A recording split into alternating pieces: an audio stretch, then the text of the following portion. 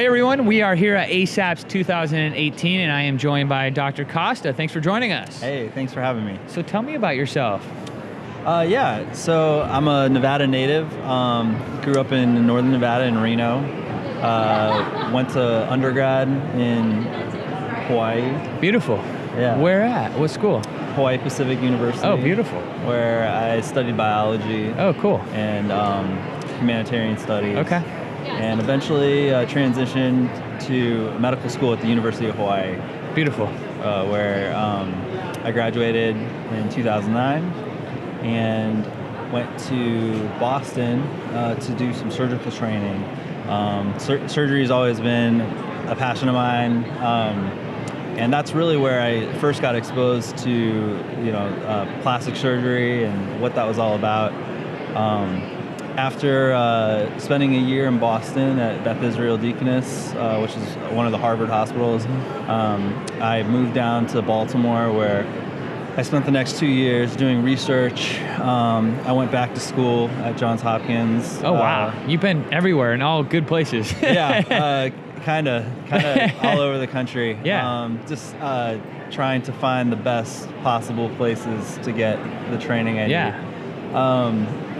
So in Baltimore, I spent 2 years working on research and went back to school and got a master's in public health where I focused in biostatistics and epidemiology. Wow. And then after that, finally, I went back into plastic surgery training to Dallas, Texas, UT Southwestern, which is the #1 training program for plastic surgery in the United States. Okay. And I've been training there for 6 years. Wow. So this has been a long journey for you. Very long journey for me. So, and now in private practice out in Las Vegas. Beautiful. So did you know when you were doing your undergrad, did you always know you wanted to be a doctor? Is that why you were? I always knew I wanted to be a doctor. There was always just something inherent about being able to kind of fulfill people's needs in a way that other people couldn't. Sure. That really drew me in. Yeah. And then as I got more into medicine and kind of, I found out that surgery was really where my passion was, where my skill level was, and plastic surgery. How does one find that? It's such an insane skill set to have. You know what I mean? Like how did? By accident, no. Yeah. Yeah.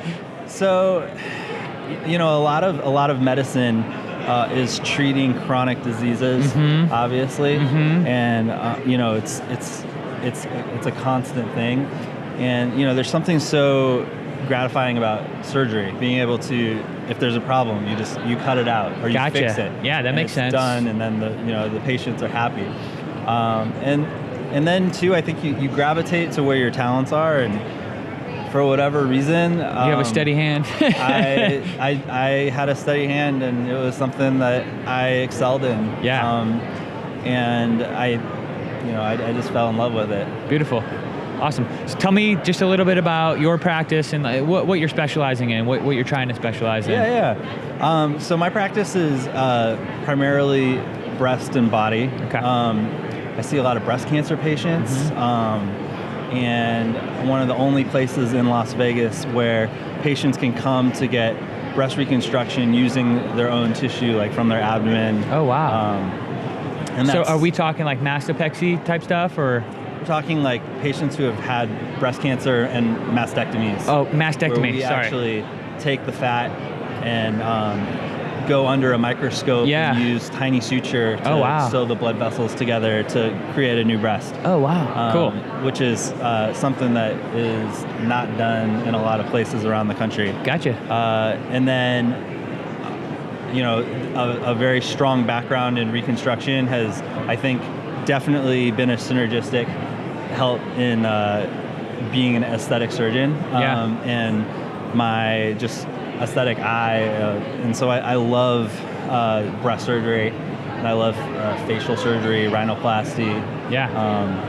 It's art, man. It's art. Yeah. It really is. There's a lot of different forms of breast reconstruction out there, but what I do is called a DIEP flap, deep flap, which stands for Deep Inferior Epigastric Artery Perforator Flap. Say that 3 times fast. Right? Yeah. And so basically what we do is we're taking the tissue that from your lower abdomen that you'd normally have cut off if you were, say, to get a tummy tuck or like a mommy makeover. And we're very carefully dissecting out that tissue, though, and finding small blood vessels that are about 1 to 2 millimeters in diameter, and dissecting them out, and then taking that tissue to create a breast on the chest. Okay. And we take those blood vessels and we take a microscope, and under a microscope we sew those blood vessels together to give the flap life, so that breast tissue can live. And it's a great option for patients because breast cancer patients a lot of times feel like they have very little control over themselves and what's going on, and having to go to chemo and all that stuff. And, being mutilated essentially. Yeah. And it gives them an option to give them their life back. Like, they have a breast and it feels like a breast and it sits like a breast. And, that's a big thing for people that makes them awesome. So let's talk about ideal candidates, non-ideal candidates. Yeah. There's a lot of people are candidates. There's very few people who aren't. But in general, people who smoke are not going to be very good candidates for this surgery because the blood vessels are so small and fragile, and smoking has a very negative effect on that. Gotcha. Along with, there can be certain weight requirements or certain blood clot disorders that can make the surgery, make a patient not an ideal candidate. So you had talked about, this being, a tummy tuck or someone who had, an abdominoplasty, using the fat cells from there. Do they have to have that first? Is that the requisite, or? No. So we do it. It's all at the same time. Okay. Gotcha. Yeah. So if you already had an abdominoplasty, we probably wouldn't be able to do it. Gotcha. Okay. Yeah. That makes sense. Yeah. Gotcha. Cool. Awesome. And there's some, like, if you've had certain incisions, it could make the surgery not possible. Cool. Yeah. I like it. That's the first time I've heard of that. Cool. Is there anything else you want to add about that, or? Yeah, like, there's not a lot of places, I said, out there that do it. So if you're someone who would be interested in it, it's important that you talk to your breast surgeon or your plastic surgeon.